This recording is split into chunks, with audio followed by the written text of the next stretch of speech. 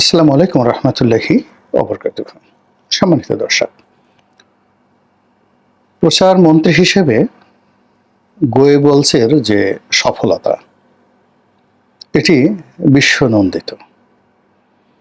ইতিবাচক বলেন, নেতিবাচক বলেন, তিনি একটি সরকারের কর্মপন্থা এবং পদ্ধতি যত সফলতার সঙ্গে তুলে ধরেছিলেন। তার ফলে কি হলো, এডলফ হিটলার এবং তার জার্মানির ইকোনমি, তার যে মিলিটারি পাওয়ার, সব মিলিয়ে সারা দুনিয়াকে রীতিমতো আতঙ্কগ্রস্ত করে ফেলেছিল।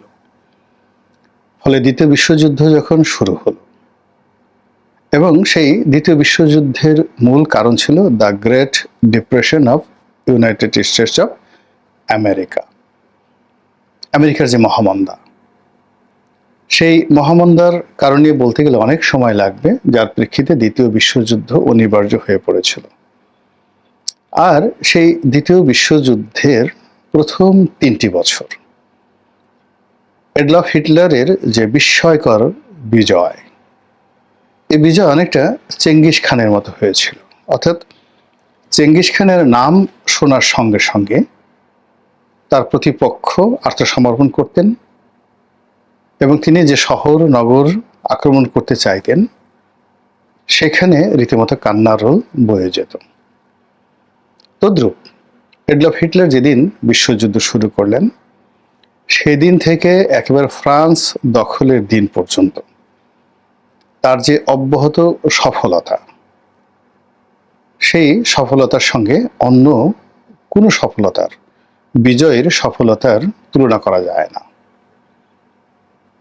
পরবর্তী তার পতনের অনেকগুলো কারণ আছে, সেই কারণে আলোচনা করব না, কিন্তু আমি এই যে তার যে সফল, অর্থাৎ একজন এডলফ হিটলারকে জনপ্রিয় করা, গণনায়কে পরিণত করা, এবং জার্মানির সবচেয়ে শক্তিশালী মানুষে রূপান্তরিত করা, এবং সারা পৃথিবীর কাছে তাকে একটা আইডল হিসেবে তৈরি করার জন্য যে মানুষটি প্রচার করতেন, তার তথ্যমন্ত্রী যিনি ছিলেন, তিনি হলেন মিস্টার গোয়েবলস। তো এই কারণে কি হলো, সারা দুনিয়াতে যখন কোনো প্রচার এবং প্রোপাগান্ডার ক্ষেত্রে সীমা অতিক্রম করে বাড়াবাড়ি করা হয়, সেক্ষেত্রে এই শব্দটি ব্যবহৃত হয়। বাংলাদেশে এই যে গোয়েবলসি যে প্রচার, এটা সবসময় ছিল, স্বাধীনতার পরে সব আমলে ছিল। কাউকে বলে বড় করার দরকার নাই বা ছোট করার দরকার নাই। আর এই প্রচার এবং প্রোপাগান্ডা ক্রমবর্ধমান হারে নেতিবাচক অর্থে এগুলো বেড়ে গেছে। এরশাদ যে কর্মগুলো করেছেন, পরবর্তী বিএনপি সরকার তার চেয়ে কম করেননি প্রচারণার ক্ষেত্রে। আওয়ামী লীগ সরকার যা কিছু করেছে 96 থেকে 2000, তার চেয়ে কম করেনি কেউ। এভাবে 111-এর সময় আর কি প্রচারণা দেখে মনে হচ্ছিল যে একটা দেবতুল্য মানুষ দেশ চালাচ্ছে, এবং রাষ্ট্রের যে অর্গানাইজেশনগুলো, দুর্নীতি দমন কমিশন থেকে শুরু করে সবাই মানে এমন দায়িত্ব পালন করছে যে বাংলাদেশকে জান্নাত না বানিয়ে ছাড়বে না। যৌথ বাহিনীর নামে যে সকল অপারেশন পরিচালিত হচ্ছে, এই অপারেশনের ফলে বাংলাদেশ বিশাল উন্নয়ন করবে, এই ধরনের প্রচারণা রাষ্ট্রীয় মদদে চালানো হতো। আর শেখ হাসিনা জমানার যে প্রচারণা, সেটা তো কিংবদন্তি ডক্টর হাসান মাহমুদ থেকে শুরু করে অন্যান্য যারা আছেন তার প্রচারমন্ত্রী ছিলেন, তাদের কথা স্মরণ হলেই বুঝতে পারেন। কিন্তু আলটিমেটলি এই প্রচার এবং প্রোপাগান্ডাগুলো শেখ হাসিনার জন্য কতটা ধ্বংসাত্মক হয়েছিল, যে জীবনের শেষ প্রান্তে তিনি 30 মিনিট সময় পাননি এই বাংলাদেশ ত্যাগ করার জন্য। তো শেখ হাসিনার জামানাতে যে প্রচার হতো, যা প্রোপাগান্ডা হতো, গত 7 মাসে প্রথম 2-3 মাস একটু কম ছিল, কিন্তু ইদানিংকালে যত প্রচার হচ্ছে সরকারের, সব প্রচারগুলো শেখ হাসিনার জামানার প্রচারণাকে ছাড়িয়ে গিয়েছে। আর এই ছাড়িয়ে যাওয়ার কারণেই এখন আমরা এই ব্যবহার করছি যে এখানে গয়ে বলছি একটা ঘটনা ঘটছে। কি কি বিষয় ঘটছে সেটি হলো শেখ হাসিনাকে ছোট করা, আওয়ামী লীগকে ফ্যাসিবাদের জনক হিসেবে পরিচয় করে দেওয়া, চাঁদাবাজ তারপর দুর্নীতিবাজ জালেম হিসেবে বিএনপিকে চিহ্নিত করা, সরকারে যে সকল কর্তা ব্যক্তি রয়েছেন তাদেরকে অতি মানব হিসেবে প্রতিষ্ঠিত করা, সরকারের কর্মকাণ্ডের মাধ্যমে এই দেশে যে আমূল পরিবর্তন হয়ে গেছে, কোনো কিছুর অভাব নেই, সব কিছু নিয়ন্ত্রণে, সামান্য বিচ্ছিন্ন কিছু ঘটনা রয়ে গেছে, এগুলো ঠিক হয়ে যাবে, এরকম একটা প্রচার এবং প্রোপাগান্ডা। তারপর যিনি এই মুহূর্তে উজিরে আজম মানে প্রধানমন্ত্রীর ক্ষমতা সম্পন্ন প্রধান উপদেষ্টার উপরে রয়েছেন, তার ক্যারিসম্যাটিক ক্যারেক্টারিস্টিক্স, তার রুচি, তার আভিজাত্য এবং তার রত্ন চেনার ক্ষমতা, এটি সম্রাট আকবরকেও ছাড়িয়ে গেছে। এরকম প্রচারণা চালানো হচ্ছে। তিনি সারা দুনিয়া থেকে যে সকল জুয়েল রয়েছেন, বাঙালি জুয়েল রয়েছেন, রত্ন রয়েছেন, তাদেরকে তিনি ইতিমধ্যে এনেছেন, আগামীতে আরও আনা হবে এবং এ সকল রত্ন দিয়ে একটি সোনার বাংলাদেশ গড়ে তোলা হবে। এমন বাংলা, যে বাংলায় ইস্ট ইন্ডিয়া কোম্পানি আসবে, তারপরে ডাচ কোম্পানি আসবে, ওলান্দাস কোম্পানি আসবে, আমেরিকান কোম্পানি আসবে, সবাই এসে মনের আনন্দে ব্যবসা করবে। প্রসারণা এমন যে এই দেশে ব্যবসা করার মতো এত আনন্দ আর কোথাও নেই। সিঙ্গাপুরে যান, অনেক ফ্রাস্ট্রেশন, সেখানে প্রচুর ট্যাক্স দিতে হয় এবং ট্যাক্স ফাঁকি দেওয়ার কোনো সম্ভাবনা নেই।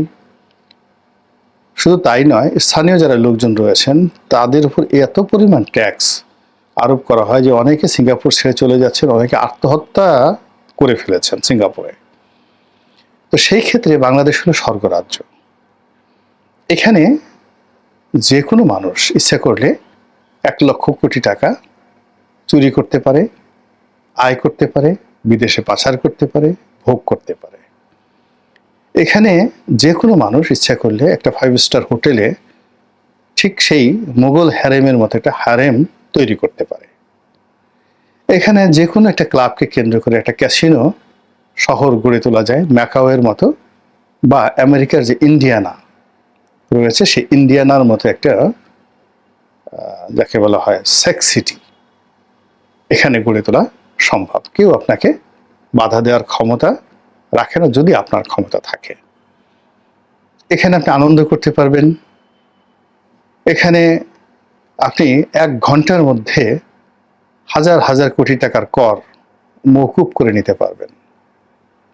এখানে আপনার বিরুদ্ধে যদি 1000 মামলা থাকে, যদি পরিবেশ পরিস্থিতি আপনার অনুকূলে থাকে, আপনি 1 ঘন্টার মধ্যে সমস্ত মামলা তছনছ করে দিয়ে মুহূর্তের মধ্যে দুধে ধোয়া আলতায় রূপান্তরিত হতে পারবেন। এরকম প্রচারণা চালানো হচ্ছে। এখন এ সকল প্রচারণার ফলে আমাদের ক্ষয়ক্ষতির পরিমাণ কি? ক্ষয়ক্ষতির পরিমাণ হলো যে প্রকৃত যে অবস্থা আর স্বপ্ন, এই দুটোর মধ্যে যদি খুব বিস্তর পার্থক্য হয় তাহলে মানুষের অস্তিত্ব বিলীন হয়ে যায়। আমাদের দেশে আমরা ছিঁড়া কাঁথায় বসে লাখ টাকার স্বপ্ন না দেখার জন্য যে প্রবাদ বাক্য চালু করেছি, সেটি এখন আমাদের দেশে বাস্তব হয়ে পড়েছে। যেখানে গত 7 মাসে কম করে হলেও 10 লাখ লোকের কর্মসংস্থান ঝুঁকির মধ্যে পড়েছে, 5 লাখ লোক কম করে হলেও চাকরি হারিয়েছে, এবং যে সকল শিল্প কলকারখানা আওয়ামী লীগের লোকজন বন্ধ হয়ে গেছে, এই শিল্প কলকারখানার যে দায় দেনা কম করে হলো 2 লক্ষ কোটি টাকা।